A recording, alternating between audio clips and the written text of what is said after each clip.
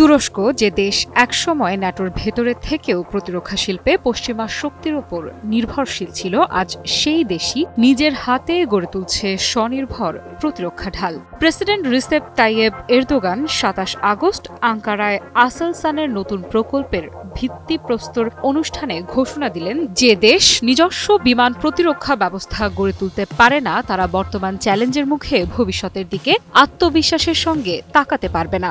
এই ঘোষণার মধ্য দিয়ে তুরস্ক পরিষ্কার জানিয়ে দিল, তারা শুধু যুদ্ধের জন্য নয় বরং কৌশলগতভাবে টিকে থাকার জন্য নিজেদের প্রতিরক্ষা প্রযুক্তি উন্নয়ন করছে।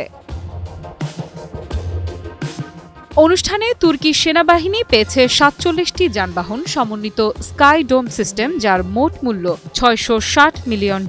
এরদোগানের ভাষায় এই সিস্টেম বন্ধুত্বপূর্ণ দেশগুলোকে আত্মবিশ্বাস দেবে আর শত্রুদের মনে ভয় জাগাবে। একই সঙ্গে চালু হলো স্টিল ডোম বিমান প্রতিরক্ষা ব্যবস্থা, যা তুরস্ককে বিমান প্রতিরক্ষায় এক ভিন্ন মাত্রায় নিয়ে যাবে। তবে এখানেই শেষ নয়, তুরস্কের মাঝারি পাল্লার প্রতিরক্ষা সক্ষমতা বাড়াতে যুক্ত হচ্ছে আরও ৩টি প্রতিরক্ষা ব্যবস্থা এবং ২১টি অতিরিক্ত যান। এর মানে আকাশপথে সম্ভাব্য হুমকি ঠেকানোর শক্তি দ্বিগুণ হচ্ছে।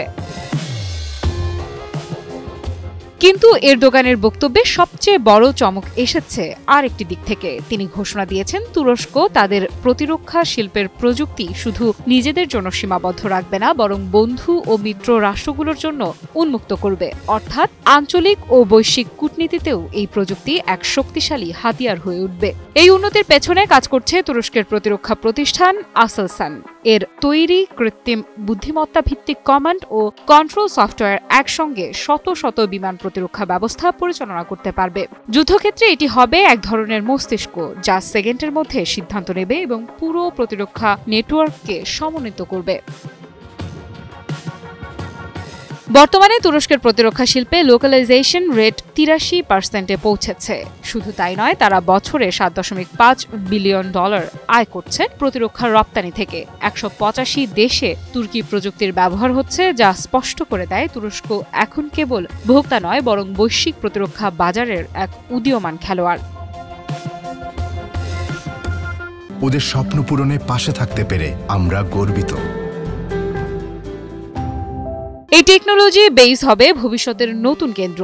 এখানেই উন্নত যোগাযোগ নেটওয়ার্ক, কোয়ান্টাম প্রযুক্তি এবং কৃত্রিম বুদ্ধিমত্তা ভিত্তিক প্রতিরক্ষা অ্যালগরিদম তৈরি হবে। অন্যভাবে বললে, আগামী ১ দশকের মধ্যে তুরস্ক কেবল বিমান প্রতিরক্ষা নয় বরং উচ্চ প্রযুক্তি নির্ভর প্রতিরক্ষা ব্যবস্থার অন্যতম অগ্রগামী রাষ্ট্র হয়ে উঠতে চায়। আসেলসানের প্রধান নির্বাহী আহমেদ আকইল ঘোষণা দিয়েছেন, নতুন ক্যাম্পাসে ৬৫০০ একর জায়গা জুড়ে $১.৫ বিলিয়ন বিনিয়োগ শুরু হচ্ছে। এটি কেবল প্রতিরক্ষা শিল্প নয় বরং প্রযুক্তি, যা অর্থনীতিতে তুরস্ককে আরও এক ধাপ এগিয়ে নিয়ে যাবে। সব মিলিয়ে এরদোগানের এই ঘোষণা শুধু সামরিক উন্নয়ন নয় বরং এক ধরনের কৌশলগত বার্তাও বটে। ন্যাটোর সঙ্গে দূরত্ব, রাশিয়ার সঙ্গে সম্পর্ক, মধ্যপ্রাচ্যে ভূ রাজনৈতিক উত্তেজনা, সবকিছু মিলিয়ে তুরস্ক আজ এমন অবস্থানে দাঁড়িয়ে আছে যেখানে নিজেদের প্রতিরক্ষা স্বনির্ভরতা শুধু শক্তির প্রদর্শন নয় বরং ভবিষ্যতের নিরাপত্তার একমাত্র গ্যারান্টি। আফ্রিদা ইফরা, নিউজ 24।